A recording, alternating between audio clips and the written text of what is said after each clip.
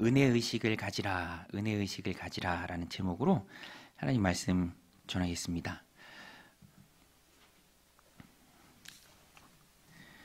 어제 저녁 때 막내랑 잠깐 단지를 이렇게 산책하면서 보니까 단지 커뮤니티 센터에 도서관이 있는데, 독서실이 있는데 거기에 불이 환하게 켜져 있더라고요.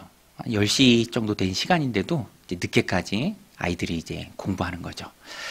저는 그 모습을 보면서 집중에 대한 말씀이 떠올랐습니다. 어떤 많은 일들을 우리가 이 땅을 살아가면서 감당하는데 다 할 수는 없죠. 시간과 또 능력의 한계가 있기 때문에 유한한 존재가 사람이잖아요. 그래서 모든 걸 다 잘 할 수는 없습니다. 모든 일에 다 좋은 결과를 낼 수도 없고요. 그럴 필요도 없죠. 중요한 것은 하나님의 뜻을 알고 또 하나님의 마음을 깨달아 알고 하나님 기뻐하시는 그것에 내 인생을 드리는 것이고 또 집중하는 것입니다. 여러분, 송곳이 왜 무섭습니까? 송곳이 왜 무섭죠? 힘이 집중되면 뚫을 수 있는 거예요. 여러분, 돋보기도 무섭잖아요. 빛을 한가운데로 모으면요, 다 태웁니다. 집중의 힘이 참 커요. 로마서를 마치고 복음서를 함께 나누고 싶은데 무슨 복음서를 이렇게 나눌까 보다가 마가복음을 선택한 이유가 마가복음에 특별한 매력이 있습니다. 마가가 복음서를 집필하면서 성령의 감동을 하나님 말씀을 쓰면서 예수 그리스도에게 집중할 수 있도록 부각을 시켜요. 예수 그리스도를 부각시킵니다. 그래서 오늘 말씀 1절에도 보면 우리 1절 말씀 같이 한번 읽을까요? 1절입니다. 시작. 하나님의 아들 예수 그리스도의 복음의 시작이라. 여러분, 예수님은 하나님의 아들이신 줄로 믿습니다. 예수님은 하나님의 아들이시고 하나님의 아들에서 그치는 것이 아니라 그분이 그리스도시고 우리의 구원자시고 내 영혼을 일으켜 세우시는, 다시 살리시는 메시아 그리스도시다. 복음이요, 참 간결하고 단순합니다. Simple is the best라는 말 들어보셨죠? 단순한 게 베스트예요. 군더더기 없고 명확한 그리스도의 복음을 우리에게 깨닫게 해주는 이 마가가 지은 마가복음, 마가가 쓴 마가복음. 대상은 로마인이에요. 그래서 과감하게 예수님의 어린 시절을 다 생략합니다. 그리고 로마인들이 집중해서 예수 그리스도를 만날 수 있도록 예수 그리스도를 전면에 부각시켜요. 하나님의 아들 예수 그리스도 복음의 시작이다. 장엄한 선언입니다. 전에 이제 같이 사역하던 목사님이 이제 부서를 좀 다르게 담당하고 있었는데 그의 사역 계획서를 한번 같이 내자라고 했습니다. 그런데 보통 그런 계획서 같으면 참 두껍게, 그죠? 막 현란하게, 우리가 흔히 하는 말로 있어 보이게 이제 그렇게 하기도 하잖아요. 근데 참 제가 존경하는 목사님인데 한 장으로 내셨어요. 한 장. 한 장으로 간략하게. 한 장이라서 표현 못할 건 없죠. 오히려 내용이 단순하고 간결하고 그래서 한 해에 하려는 사역의 계획이 뭔지 집중해서 잘 볼 수 있다라는 거예요. 여러분, 의사분들도 전에 들어보니까 대부분 그냥 회의할 때도 서서 한대요. 서서. 앉으면 또 회의가 길어지니까 간략하게 꼭 필요한 것들 나누면서 우리가 해야 될 일이 무엇인가에 집중할 수 있도록. Simple is the best. 마가복음이 그래요. 예수 그리스도가 전면에 부각됩니다. 군더더기 없고 정말 예수님께 집중할 수 있는 복음이에요. 왜 예수님께 집중하는 게 중요합니까? 여러분, 우리가 인생을 살아가면서 참 많은 만남을 갖지만, 많은 사람들 만나지만 가장 중요한 만남은 예수님과의 만남이에요. 여러분, 예수님과의 만남이 가장 중요한 줄로 믿습니다. 제가 지난주에 노회에 참석했는데 성찬식 할 때 성찬식 인도하는 목사님이요, 예수님과의 만남이 중요한데 혹 이 중에서도 예수님을 아직 못 만난 분이 있다면 예수님 만나기를 축원합니다. 마음속에 깊은 울림이 있어요. 사실 노회에서 성찬식 한다고 앉아 계신 분들은 다 장로님 아니면 목사님이잖아요. 그렇지만 그 만남이 중요하기에 혹시나 행여라도 만에 하나라도 못 만난 분이 있다면 저도 그래서 말씀을 전할 때 항상 내 설교를 듣는 성도님들이 다 예수님을 만난 분이다, 예수님을 만난 그리스도인만, 하나님의 자녀된 사람만 이 자리에 있는 건 아니다라는 그런 가정을 둬요. 그래야 복음을 전할 수 있고, 만에 하나 있을 수도 있는 아직 예수님을 못 만난 분이 만나기를 바라는 마음이 있습니다. 그만큼 예수님과의 만남이 중요하고요. 그래서 마가는 군더더기 없이 예수님께 집중하고 예수님을 부각해서 전면에 예수님을 전합니다. 마가의 복음이에요. 하나님의 아들 예수 그리스도 복음의 시작이라. 하나님의 아들이신 예수 그리스도를 소개하고 사람들의 시선을 예수님께로 집중하도록 만드는 세례 요한이 오늘 본문에 나옵니다. 그래서 사실 세례 요한과 얽힌 그런 스토리도 참 많이 있습니다. 그러나 대상이 로마인이고 그들이 예수님을 만나야겠기에 과감히 생략하고 세례 요한의 사역부터 나와요. 세례 요한이 회개를 선포하고 예수 그리스도를 소개하는 것. 여러분, 우리가 예수님을 만날 때에도요, 하나님이 주권적으로 역사하시되 사람을 통해서 우리를 이끄실 때가 참 많이 있습니다. 어떤 사람을 통해서 예수님을 만나게 하시는 일이 참 많아요.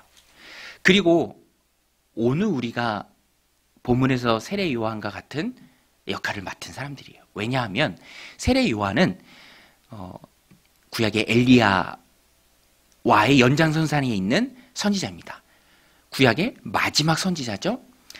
많은 사람들의 마음밭을 예수님에게로 향하게 하는 사람입니다. 여러분, 씨 뿌릴 때, 봄에 씨 뿌릴 때 땅이 딱딱하면 안 되잖아요. 땅이 폭신폭신해야 합니다. 그래서 밭을 갈죠. 다 뒤집어 엎습니다. 그리고 골고루 잘게 가루로 이제 땅을 납니다. 그래야 씨가 그 땅에 푹신하게 잘 심기고 뿔 내고 자랄 수 있는 것이죠. 모내기 할 때도요, 밭에 이제 논에 물 대고 다 갈아엎고 이제 쓸리죠. 아주 평평하고 고르게 뭐가 잘 심겨질 수 있도록. 세례 요한의 역할이 바로 그것이었어요. 사람들의 마음을 주께로 향하게 하고 예수님이 사역을 잘 하실 수 있도록 사람의 마음을 예수님께로 향하게 하는 것. 그것이 요한이 가진 아주 중요한 사역이었습니다. 반듯하고 평평하고 촉촉하게 사람의 마음을 준비시키는 것. 메시아를 기다리는 마음으로 사람들을 준비시킨 요한. 2절부터 5절까지 그 내용이 쭉 나오는데요. 우리 2절부터 5절 같이 읽겠습니다. 시작. 선지자 이사야의 글에 보라, 내가 내 사자를 내 앞에 보내노니 그가 내 길을 준비하리라. 광야에 외치는 자의 소리가 있어 이르되 너희는 주의 길을 준비하라. 그의 오실 길을 곧게 하라. 기록된 것과 같이 세례 요한이 광야에 이르러 죄사함을 받게 하는 회개의 세례를 전파하니 온 유대 지방과 예루살렘 사람이 다 나아가 자기 죄를 자복하고 그에게 세례를 받더라. 여러분, 요한이요, 이렇게 사람들의 마음을 다 준비시키고 모아가고 있습니다. 세례를 요한이 주었죠. 이 세례는 물 세례고요. 나중에 예수님이 주실 성령 세례의 이제 의미를 상징적으로 미리 사람들에게 준 거예요. 바리새인을 포함해서 많은 콧대 높은 유대인들이 다 세례 요한 앞에 와서 요단강에서 그에게 세례를 받았습니다. 죄사함의 상징이 되는 그 세례, 마음밭을 곱게 가는 그 세례. 이런 자신의 사역을 충만히 힘있게 감당한 요한을 보면서 우리가 배울 점이 있습니다. 왜냐하면 우리도 그리스도인이라는 신분과 그에 따른 사명이 있습니다. 요한은 이제 곧 오실, 요한과 예수님은 6개월 차이예요. 사실 친척 관계입니다. 먼저 6개월 와서 이제 곧 오실 예수님으로 사람들의 마음이 향하도록 세례를 베풀고 회개의 사역을 한 요한처럼 오늘 우리도 이미 오신 예수님, 그 예수님을 아직 모르는 사람들에게 전해야 될 사람입니다. 요한은 구약의 마지막 선지자예요. 예수님 오시기 전에 왔으니까. 오늘 우리는 예수님 오신 이후에 그 예수님을 알고 예수님으로부터 사명을 받은 자예요. 저도 이 말씀을 준비하면서 어떻게 세례 요한의 그 사역, 그 소중한 사역, 그 귀한 사역이 우리도 그 연장선상에, 사역의 연장선상에 있다라는 것을 이 성도님들한테 어떻게 말씀을 드릴까? 또 어떻게 전해야 할까? 분명한 것은 예수님이 제자들에게 명령하신 대위임령이죠. 예수님이 승천하시면서 제자들에게 마지막 명령을 주셨죠. 마태복음 28장 19절 20절입니다. 그러므로 너희는 가서 모든 민족을 제자로 삼아 아버지와 아들과 성령의 이름으로 세례를 베풀고 내가 너희에게 분부한 모든 것을 가르쳐 지키게 하라. 볼지어다 내가 세상 끝날까지 너희와 항상 함께 있으리라 하시니라. 이게 바로 예수님의 대위임령이에요. 여러분, 우리는요 예수님으로부터 명령을 받은 자들입니다. 모든 족속을 제자로 삼으라. 가라. 가서 내가 너희에게 분부한 모든 것을 가르쳐 지키게 하라. 제자를 삼으라. 그 명령을 받은 우리예요. 사도들이 받았고요. 오늘 우리도 그 명령에 동참하는 자들입니다. 그냥 어쩌다가 하루하루 살아가는 존재가 아니라 사명 중심으로 하나님 주신 귀한 삶을 이 말씀 붙들고 가라. 제자 삼으라. 내가 너에게 분부한 모든 것을 가르쳐 지키게 하라. 대위임령을 우리에게 주신 그 예수님을 전하는 사역을 우리가 맡은 자들이에요. 그래서 우리는요 정도의 차이는 있지만 누구나가 다 그리스도인이라면 복음에 대한 부담이 있어요. 그리고 고민도 있어요. 어떻게 이 복음을, 내게 새 생명을 주신 주님의 이 귀한 복음을 우리 자녀들에게 전할까? 내가 가르친 아이들에게 전할까? 사랑 우리 가족들에게 전할까? 내 지인들에게 전할까? 어떻게 드러내야 할까? 누구나가 다 그리스도인이라면 이런 마음이 다 있습니다. 걱정도 하고요, 염려도 해요. 노심초사하는 마음도 있습니다. 이 복음이 순조롭게 사랑 우리 자녀들, 공동체, 지인들, 가족들, 배우자에게 전해져야 하는데 라는 그 부담이 늘 있어요. 그리고 기도하고 그것을 잘 감당하길 원해요. 우리가 사명자라는 반증입니다. 여러분, 세례 요한처럼 우리도 예수님을 전해야 될 사명이 있는 줄로 믿습니다. 저와 여러분들은 다 이런 사명이 있어요. 그래서 오늘 말씀을 통해서 세례 요한을 통해 배우는 그 사명을 잘 감당하는 모습이 우리에게 큰 메시지고요, 또 교훈이 됩니다. 우리는 그리스도인이라는 신분을 가지고 있어요. 하나님의 자녀입니다. 예수님을 영접해서 하나님의 자녀가 되었죠. 복음을 모르는 자들에게 복음을 전해야 하는 사명자의 삶을 살아갈 사람들입니다.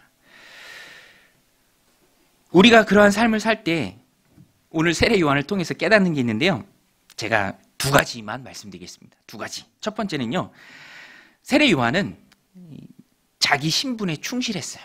우리 한번 따라 세우겠습니다. 사명을 잘 감당하는 하나님이 주시는 메시지예요. 자기 신분에 충실하라. 네, 신분에 충실하라. 요한은요 청빈한 삶을 살았습니다. 청빈한 삶. 왜 그런가? 요한이 주님께 받은 사명, 엘리야 선지자를 잇는 주의 길을 곧게 하는 회개를 선포하는 사명입니다. 회개를 선포해야 하기에 본인이 선포하는 그 사명에 합당한 모습을 갖춰야 했어요. 우리 그런 얘기 많이 하잖아요. 제가 처음에 말씀드렸던 것처럼 이제 10시에 이렇게 산책하는데도 도서관이 환하게 밝히고 열심히 공부하는 대학생들, 또 청년들, 청소년들, 공부하는 게 그들의 사명 중에 하나니까 그것에 또 열심을 하는 거죠. 열심히 이제 가정 생계를 책임지는 가장들, 여기 우리가 살고 있는 강동구가요, 아이들 키울 때 참 좋다 이렇게 고백하는 사람들이 참 많아요. 많이 들어요. 저도 동의합니다. 유해 환경도 없고, 그렇죠? 그래서 어떤 분은 그런 얘기 하더라고요. 여기가 참 좋고 비교적 애들도 참 많다. 애들도 많고.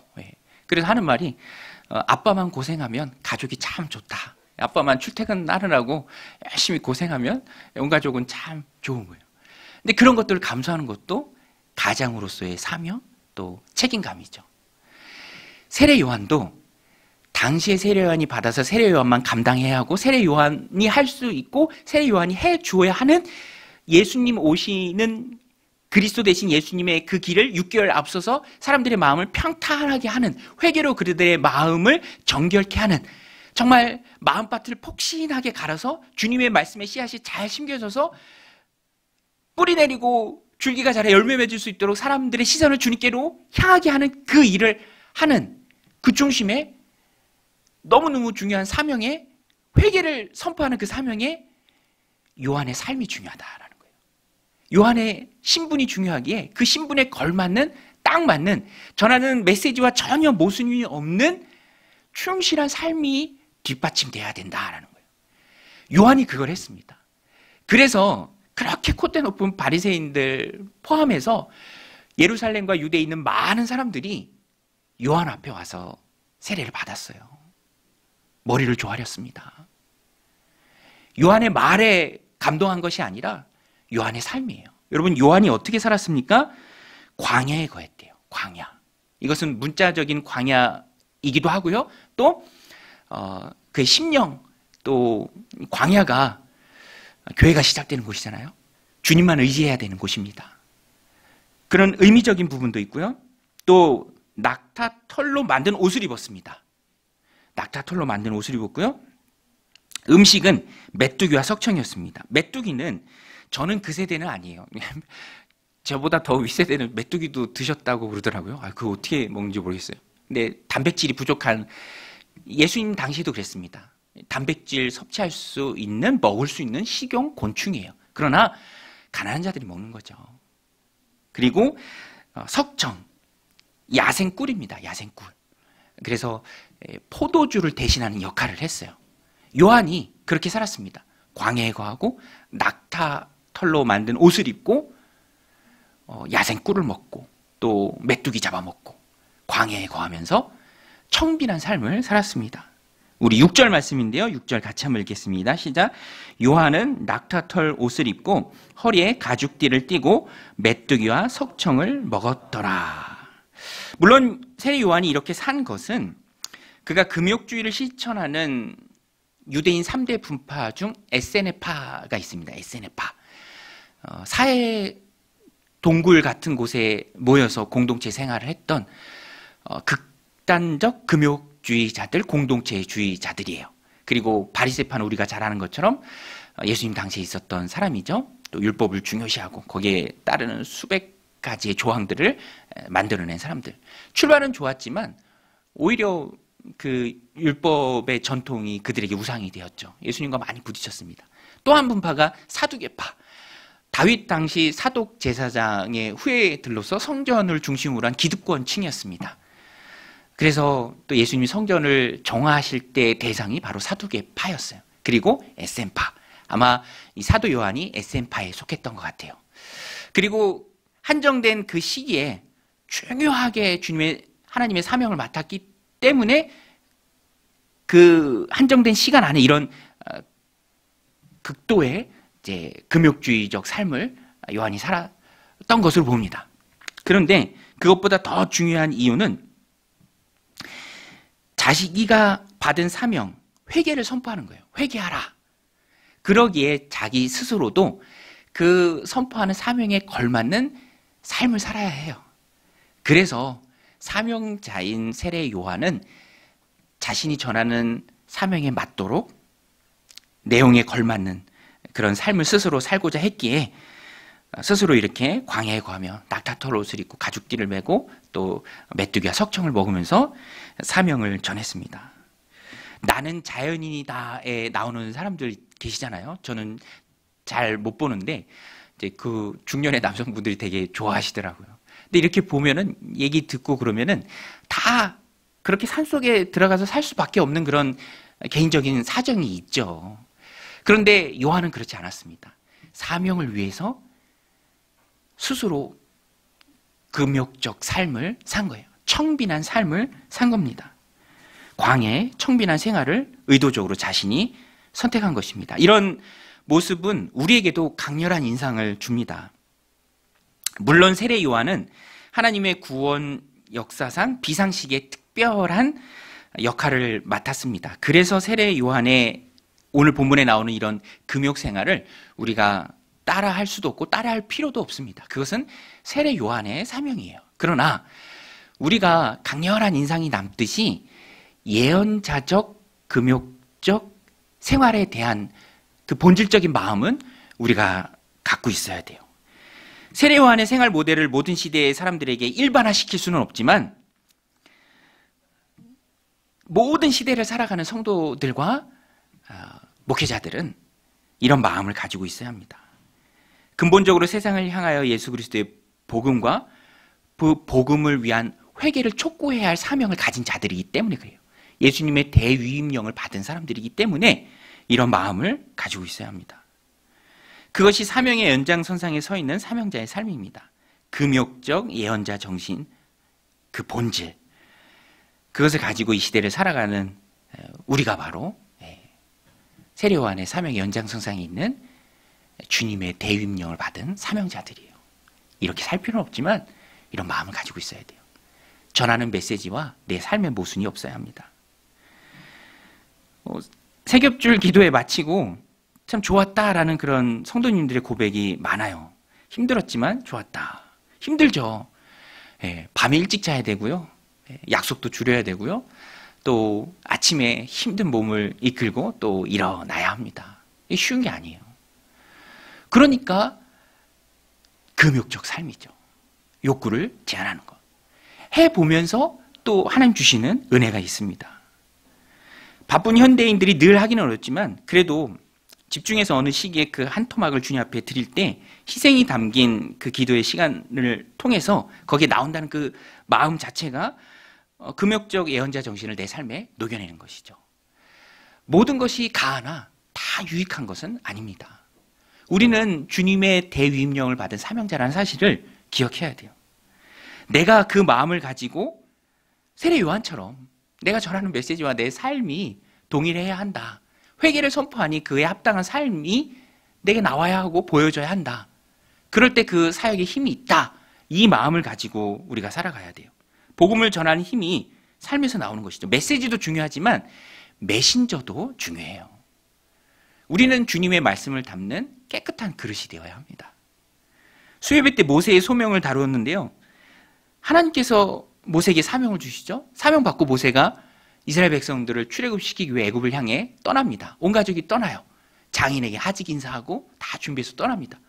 그런데 의아한 것은 떠나는 그 길, 그 사명의 길 위에서 하나님이 모세를 만나고 모세를 죽이려고 하세요. 출애굽기 보면 나오죠? 4장에. 여러분, 하나님이 모세를 왜 죽이려고 하십니까? 표현이 그래요. 하나님 모세를 죽이려고 하셨다. 그런데 이렇게 보면 문맥상 그 이유는 사명자로 사명의 길을 떠나는 모세가 정작 하나님 백성의 표식이 되는 할례를 자녀에게 하지 않은 거예요. 자녀에게. 여러분, 모세는요, 하나님 말씀 붙들고 사명지를 향해서 갑니다. 사명지에서 사명의 대상인 이스라엘 백성들이 이끌고 나와야 사명을 모세가 받았어요. 그런데 모세가 정작 아들, 둘 중에 한 명이에요. 그 말씀에 보면 단수입니다. 아마 둘째 아들이었던 것 같아요. 둘째 아들에게 하나님 백성의 표식이 되는 그 중요한 할례를 하나님의 말씀을 지키지 않았던 거예요. 그래서 하나님이 모세를 만지십니다. 모세를 위해서도 만지시지만 모세가 앞으로 해야 될 그 사역에 힘이 있도록, 능력이 있도록 사역의 길을 떠나기 전에 모세에게 하나님께서 그 말씀을 주신 거예요. 그래서 모세의 아내 십보라가 날카로운 칼로 이제 표피를 베어서 할례를 행하죠. 그리고 남편한테 당신은 참 피남편입니다. 이런 고백도 해요. 그리고 모세가 이제 비로소 사명을 향해서 떠납니다. 하나님의 명령을 받고 하나님의 명령을 이해하고 전해야 할 위치에 있는 모세가 하나님 백성의 표식이 되는 할례를 아들에게 행하지 않은 것은 그 자체로 치명적인 모순이 될 수 있죠. 하나님이 그것을 허락하지 않으십니다. 그래서 하나님께서 할례를 하게 하시죠. 사명자에게는 사명제에서 사명의 대상이 되는 사람들에게 먼저 본을 보여야 되는 책임이 있어요.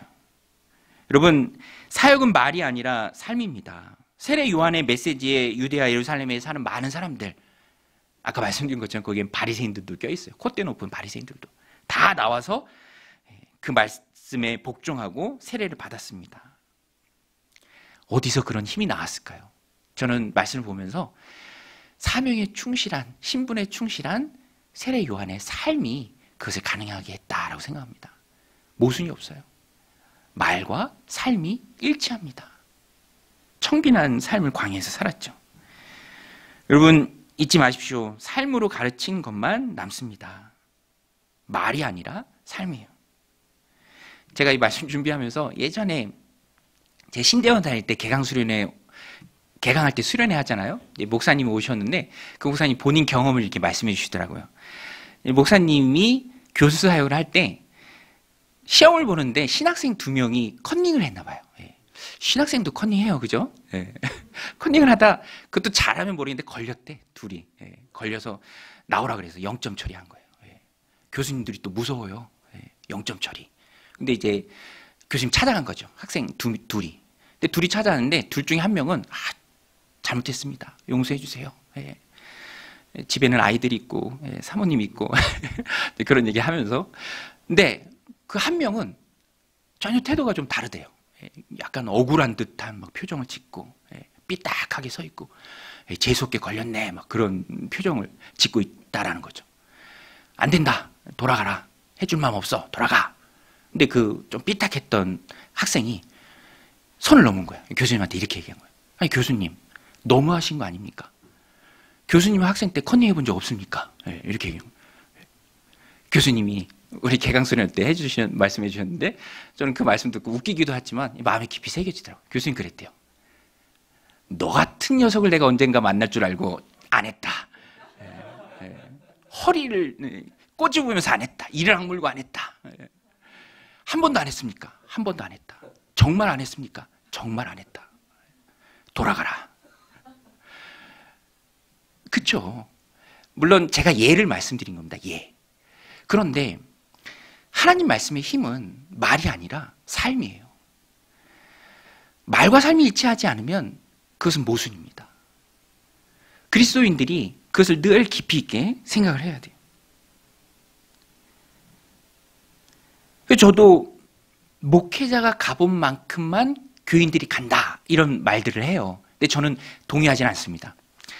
목회자 이상 더 훌륭한 신앙생활을 할 수 있는 성도님들이 많다라고 저는 생각을 해요. 그리고 실제 우리 교회 성도님들을 봐도 그래요. 저보다 더 훌륭하시고 또 기도도 많이 하시고 신실한 삶을 살고자 몸부림치는 성도님들이 많습니다.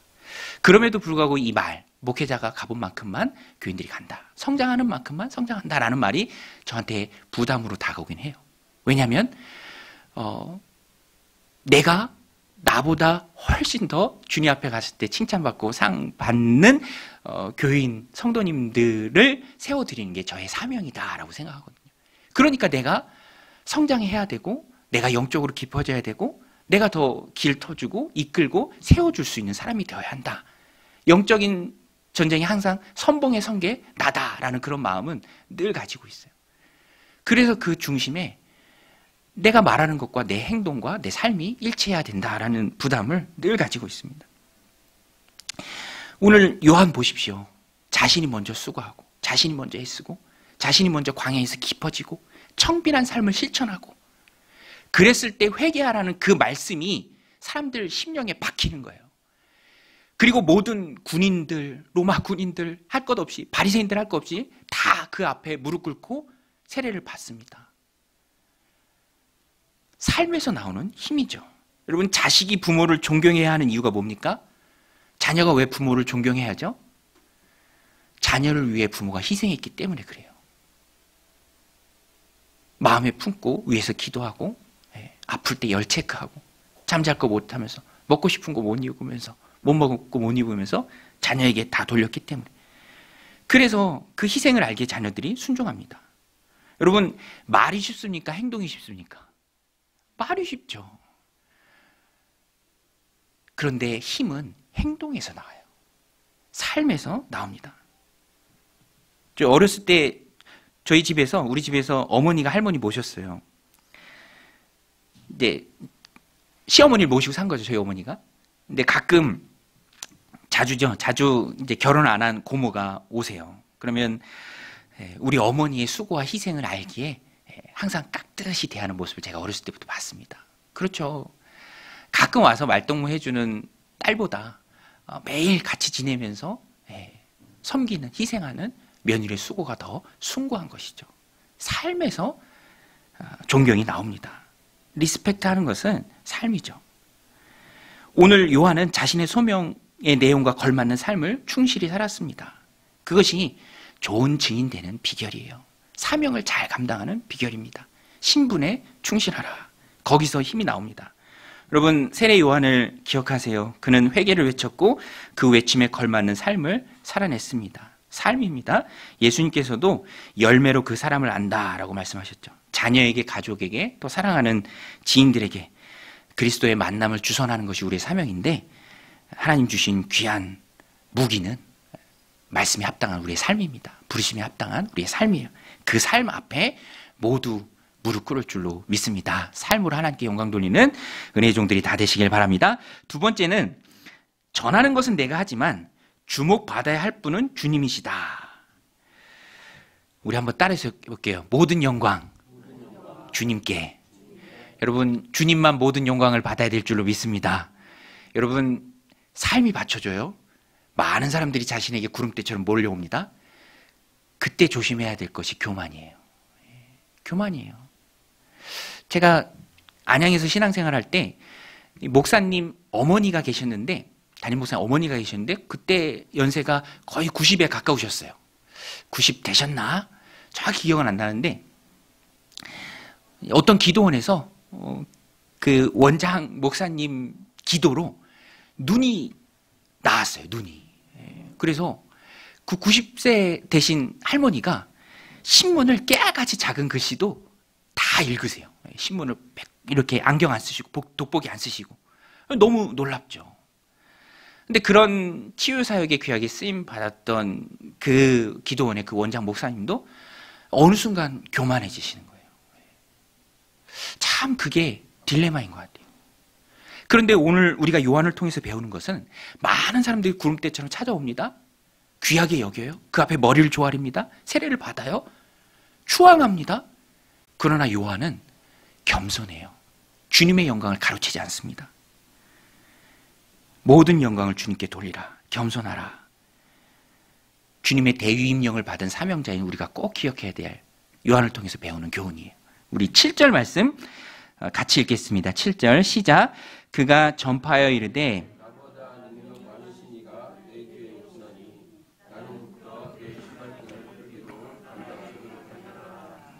세례 요한은 사람들의 모든 시선을 주님께로 향하게 했습니다. 회개를 선포하는 것, 모든 시선을 주님께로 향하게 하는 것, 그리스도이신 예수님을 소개하는 것, 이것이 그의 사명이었고요. 또 그가 받은 삶의 목적이었습니다. 그리고 그것을 능력 있게 힘 있게 요한은 잘 감당했어요. 충성스럽게 감당했습니다. 그 중심에 자신은 철저히 감추고 예수님만 높이 드러냈어요. 요한의 표현을 보면 잘 알 수 있어요. 요한이 자기 자신을 향한, 요한이 사용한 표현이 뭡니까? 나는 그의 신발끈 풀기도 감당하지 못했다. 예수님과 비교해서 자신을 대단히 낮추는 표현이에요. 랍비 중에 교훈에 보면 이런 내용이 있습니다. 학생은, 랍비가 선생님이잖아요. 선생님보다 훨씬 더 높은 개념입니다. 학생은 종이 주인에게 하는 것처럼 스승을 대해야 한다. 이렇게 얘기해요. 랍비의 교훈 중에 있는 말입니다. 그런데 뒷부분에 이 말이 붙어요. 다만 신발끈 푸는 일만 빼고.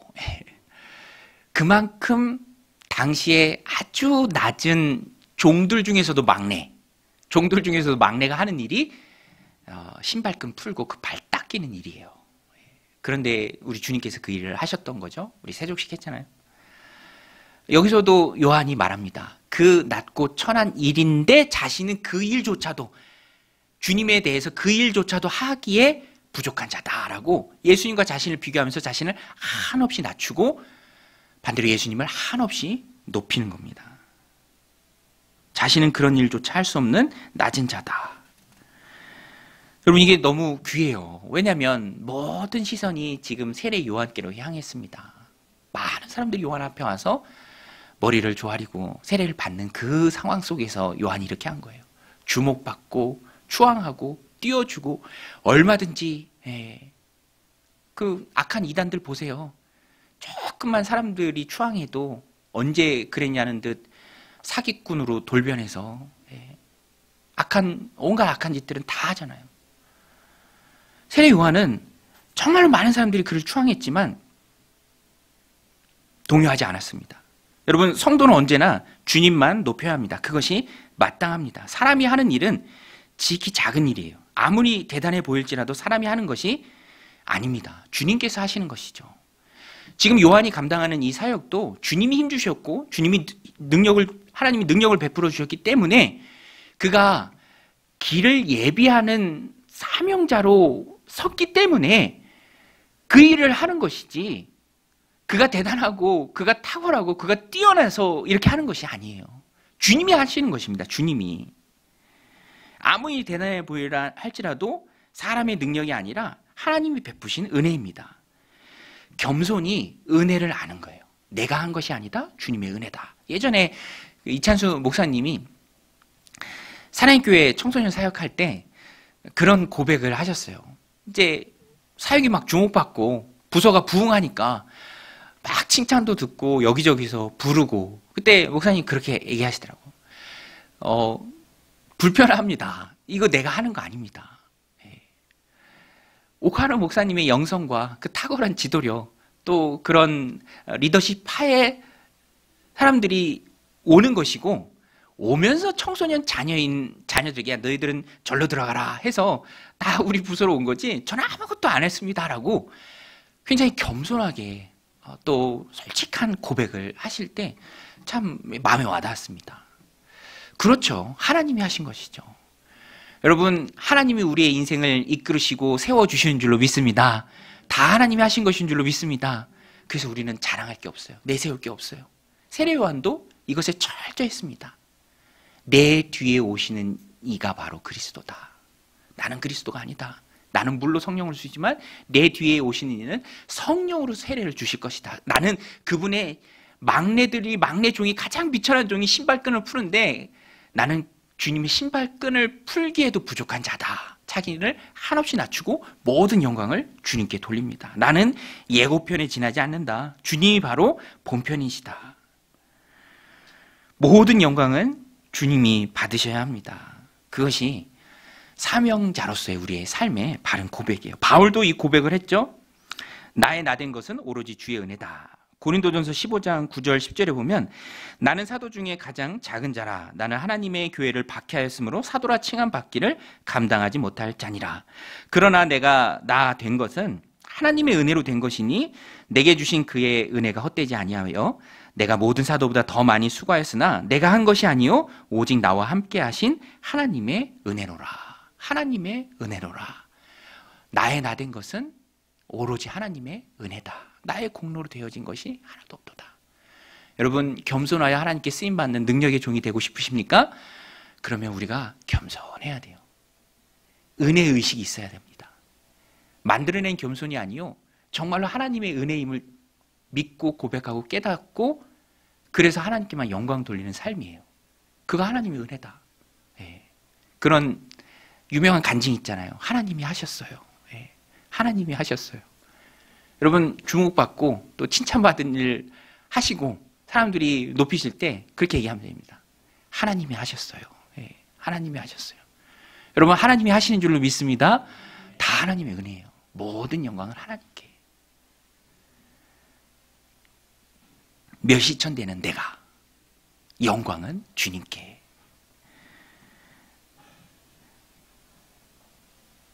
그러므로 내가 주님의 영광을 하나님이 하신 것이기 때문에 가로채서는 안 됩니다.